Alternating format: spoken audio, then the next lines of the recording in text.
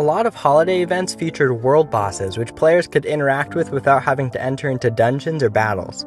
And then with the Sunstone Valley update, there were more permanent world bosses that players could fight, not just in Sunstone Valley, but even a few outside. So here's my personal ranking of all the bosses that the player could encounter in the overworld. First off is Bitterleaf. This slightly tricky to find boss is in the woods just outside of Florence Forest dungeon. He does drop a unique pet called Friendly Leafling, which you can't find anywhere else in the game, and I think it's worth the hassle just for that. But his attacks aren't incredibly unique, and there's no story that I can think of. Scrapmaster Fizzbang and his Robgoblin mech are a fearsome foe to be reckoned with in the corners of Sunstone Valley. He's a little bit out of the way, which makes him less accessible than other bosses, but you also don't have to unlock him, so it's not as gratifying as some of the other Sunstone bosses as well. That said, he's a tough fight that is accessible to all players at any level, but I wouldn't recommend fighting him unless you're level 20 or you have a lot of friends with you. It's easy to see where this boss got its inspiration from. Quetzalcoatl was the chief deity in Aztec religion, and then in the Nahuatl language, it literally means feathered serpent. And that's what Quetzalcoatl is in Free Realms, a feathered drake. This boss can be unlocked by finishing the Noggles Retreat questline, which is about halfway through the Sunstone Valley questline as a whole. It uses lightning attacks and wing attacks. The animations are generally really cool looking, and so is the boss model itself. There's two versions of the Necronomicus boss fight. One is a battle, and one is an overworld battle. Unfortunately, this version, the overworld combat version, is much easier, and there's only one phase to it instead of 3 phases. It is a good way to farm light boots, which are introduced at the time, and Necronomicus is the first Gloamlord you encounter in the game, so arguably the most important boss from a Free Realms lore standpoint. Kakenstein comes once a year on Free Realms Anniversary, the Birthday Bash event. He's the first event boss that we're going to cover, and players beat him by launching fireworks instead of using their combat classes, which means that all players have equal power in this boss fight. That can be good, but if there's too many players, this boss fight will only last 40 seconds, and if there's not enough players, that means he's basically invincible. That's a problem that some of the other world bosses are going to struggle with as well, but the reason that he's going to be ranked lowest for the event bosses is that he doesn't have very much of a story, besides wanting to eat cake.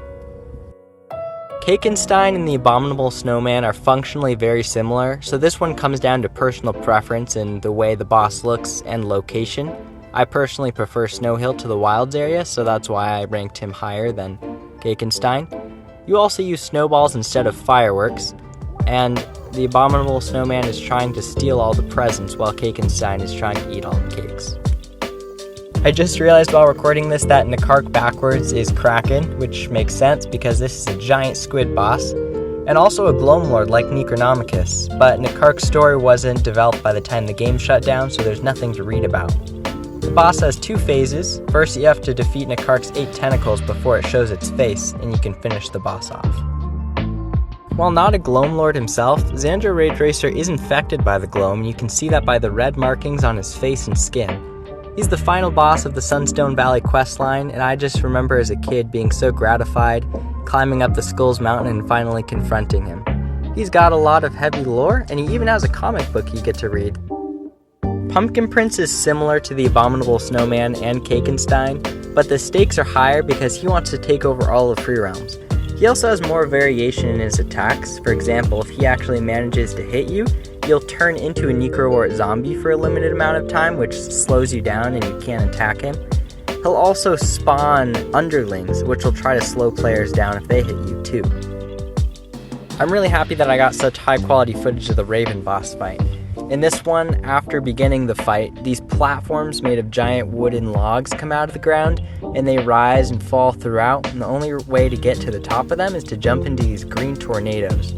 I'm pretty sure they function exactly the same as jump pads, but they launch you into the air, and then you can confront Raven. Once she takes a certain amount of health, she'll fly to a different log. I wasn't able to find too much information on the story of the questline that leads up to her confrontation, but it seems like she does have a backstory. I have memories of trying and failing to beat this boss. Sandspear, the Manguana Warlord, is probably the first overworld boss that a lot of new players encounter, since he's located right in the beginning of Sunstone Valley.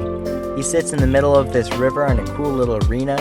He uses a variety of attacks too. like this acid spit attack that poisons you, and when stacked with the poison from the other Manguanas in the arena can quickly get super dangerous. The story of Stoneheart is really the story of the Heart Flower, which was planted in Maryville by two pixies, Rylan and Ariana, to signify their love and friendship. Then one day Rylan went missing and he left Ariana behind, who eventually fell into a coma state because of her heartbreak. Now the flower is wilting, so alchemist Q-Tip thinks it's Stoneheart's fault. He tasks the player to talk to Stoneheart. After defeating Stoneheart in this overworld combat instance, he reveals that Stoneheart is actually Rylan, but he got transformed into a monster, and he was afraid of how Ariana would react to seeing him, which is why he's going on a rampage. Q-Tip points out that the red petals on the flower mean that Ariana still loves him. So after that revelation, Q-Tip makes a love potion that transforms Rylan back into his original form, where the player reunites him with Ariana. That alone has to be probably the coolest backstory in all of Free Realms. As a plot twist, you figure out that the boss you defeated is actually the protagonist of the story anyways, and then afterwards seeing the NPCs together, it's just, wow, incredible. That said, the Stoneheart model is really awesome, and the fight itself plays out similarly to Pumpkin Prince, Abominable Snowman, and Kakenstein.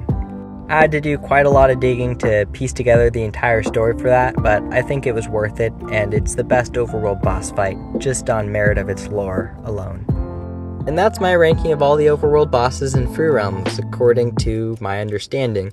I wish I did have more background knowledge on a few of them, like Raven, and I didn't even experience most of them myself as a kid. But as always, I'm looking forward to seeing your opinions and how you would rank them differently. Thank you so much for watching, and I'll see you in the next one.